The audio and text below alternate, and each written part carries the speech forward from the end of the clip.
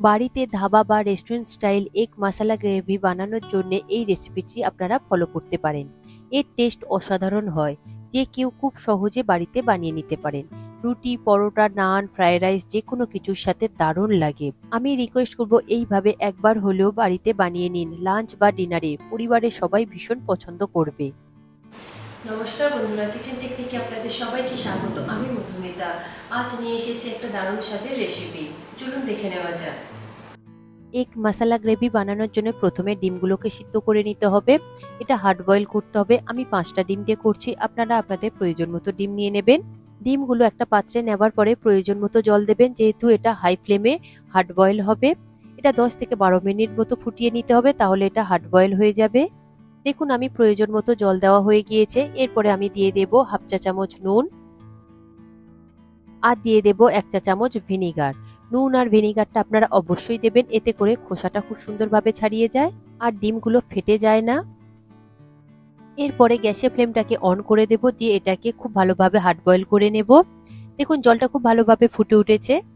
তবে ডিমটা সিদ্ধ করবার সময় মাঝের মধ্যে একটু নাড়াচাড়া করে নেবেন, যেহেতু কুসুমটা তাহলে একটা সাইডে চলে আসে না, মাঝখানে রয়ে যায়। মিনিট পরে আমি গ্যাসের ফ্লেমটাকে বন্ধ করে দিয়েছি। এটা ঠান্ডা হলে তারপর খোসাটাকে ভালোভাবে আপনারা ছাড়িয়ে নেবেন। পরে দইয়ের মশলাটা রেডি করে নেব। তার জন্য আমি 4 টেবিল চামচ টক দই নিয়েছি। এটা রুম টেম্পারেচারে টক দই রয়েছে। তার মধ্যে দিয়ে দেব হাফ চা চামচ হলুদ গুঁড়ো, দেব 1 চা চামচ ধনে গুঁড়ো, আর এখানে কালারের জন্য আমি দিয়ে দেব 1 চা চামচ কাশ্মীরি লঙ্কার গুঁড়ো, আর দিয়ে দেব হাফ চা চামচ গরম মশলা গুঁড়ো। আমি এখানে জিরের গুঁড়ো ব্যবহার করিনি, তবে আপনারা চাইলে করতে পারেন, তবে এটা না করলেও টেস্টটা অসাধারণ আসে। এরপরে খুব ভালোভাবে দইয়ের সাথে মশলাটাকে মিশিয়ে নেব, যাতে কোনো রকম ভাবে মশলাগুলো দলাভাব না থাকে, সেই রকম ভাবে আপনারা ফাটিয়ে নেবেন।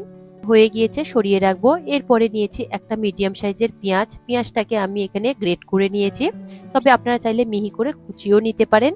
আর নিয়েছি একটা বড় সাইজের টমেটো। টমেটোটাকে আমি গ্রেট করে নিয়েছি, তবে আপনারা চাইলে এখানে পেস্ট করেও নিতে পারেন।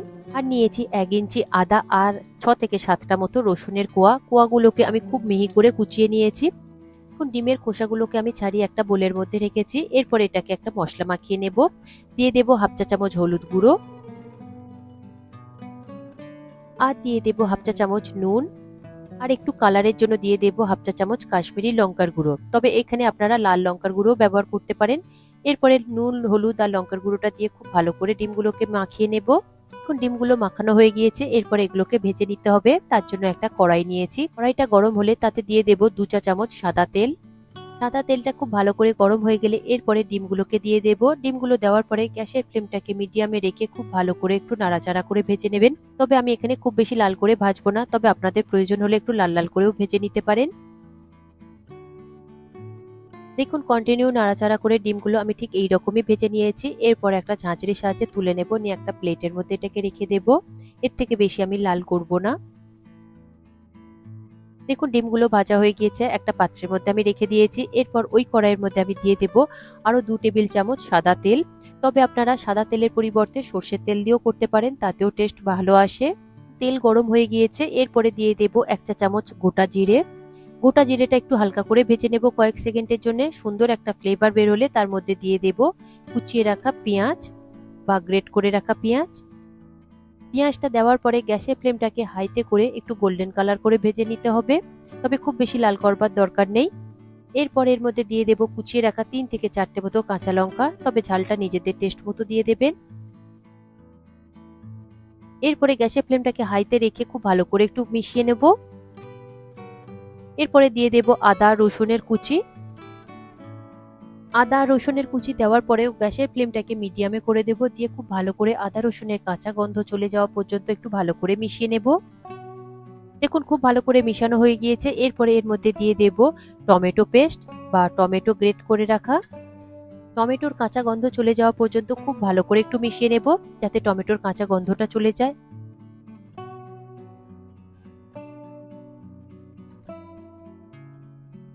এরপর দিয়ে দেব হাফ চা চামচ নুন। নুনটা দিয়ে খুব ভালো করে মিশিয়ে নেব, এতে করে টমেটোর এক্সট্রা জলটা বেরিয়ে যায়।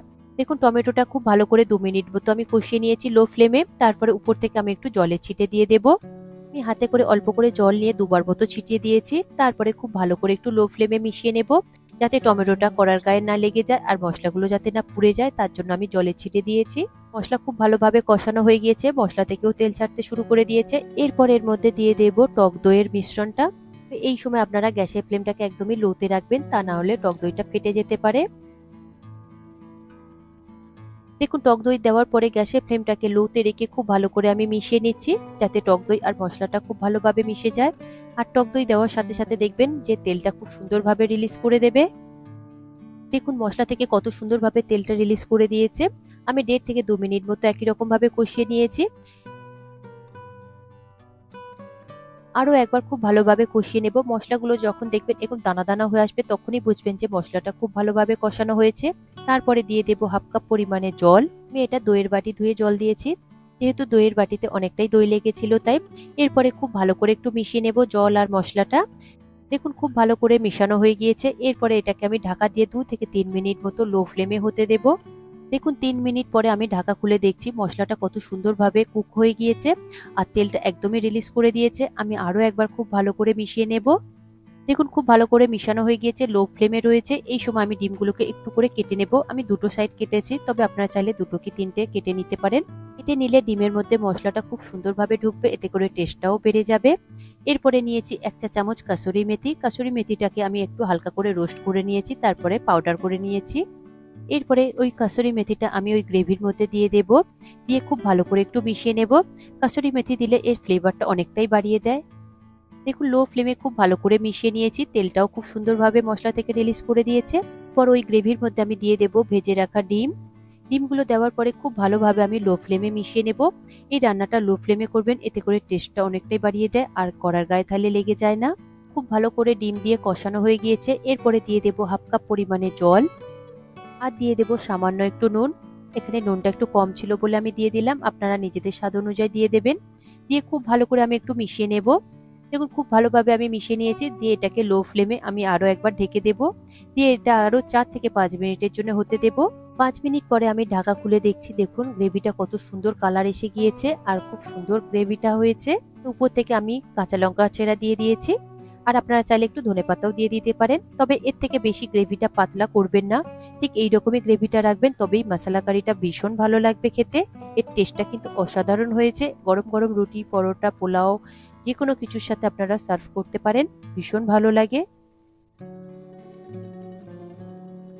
এই রেসিপিটি আপনাদের কেমন লাগলো কমেন্টে অবশ্যই জানাবেন। আর যদি ভালো লেগে থাকে তাহলে লাইক শেয়ার করবার অনুরোধ রইল।